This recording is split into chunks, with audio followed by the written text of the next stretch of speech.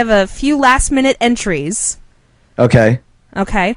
One from our friend Stu in Scotland. He wanted to know, did you think the show would be as popular as it is now, this 10 years later? Yes, absolutely. I just knew it was going to be an honor from day one, and a pleasure. Mm-hmm. Yes, and I think we could probably do this conversation again. On the 40th anniversary, the 30th anniversary, definitely. I also have another one from China in Canada. She wanted to know, or she goes on to say, there's no denying, the caliber of, actor, director, producer that you got to work with during this film. Or the filming of the episodes, is there anything you can think of that you took with you, like learning from them? You got to work with so many different actors, and every actor works differently. And it was just nice to pick up little subtle tips that other guys would do and other people would use. I remember loving the way that and it wasn't everyone's cup of tea, but I remember loving the way that Donnie would insist constantly on meeting your eyes wherever you looked, and I know that was something that stuck with me. Mm-hmm.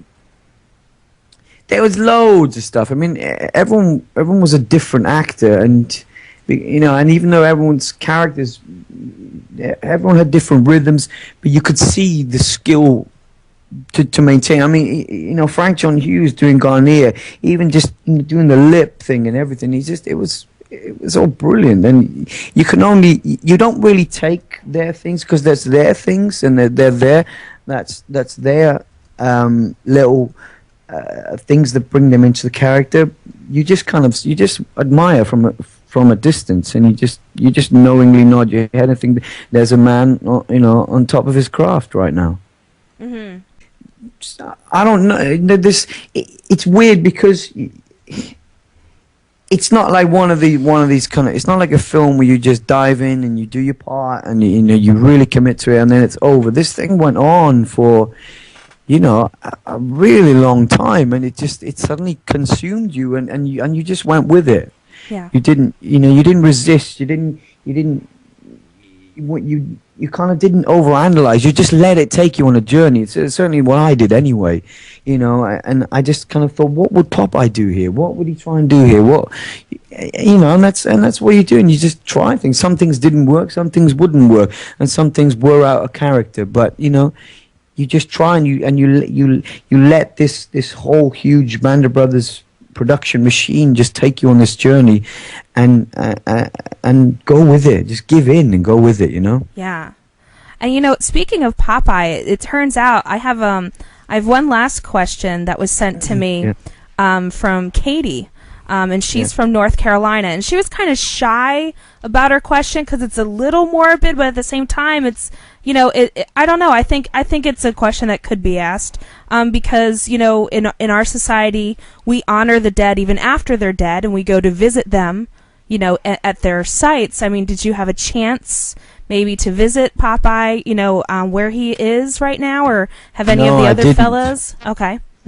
And you know what? I would love to, but there's a certain part of you that just thinks, is it really my place to? And it's the same sort of thing. You'd feel a bit shy and a bit. Yeah. I mean, I'd love to. Don't get me wrong, and I'm really sad that I lost contact with Popeye's family. But yeah, of course, I'd love to see to just go and pay my respects to his grave and stuff. But then you're thinking, is it my place to? I'm not family. I don't know. I'd love to. I would love to. But then, yeah, because let's remember we're talking right now, and this is 10 years later. And this thing is gonna go on and good, and all power to the series, brilliant, and to what these guys went through. But yeah, I'd love to. I would absolutely love to show up and kind of have a cup of tea with his family.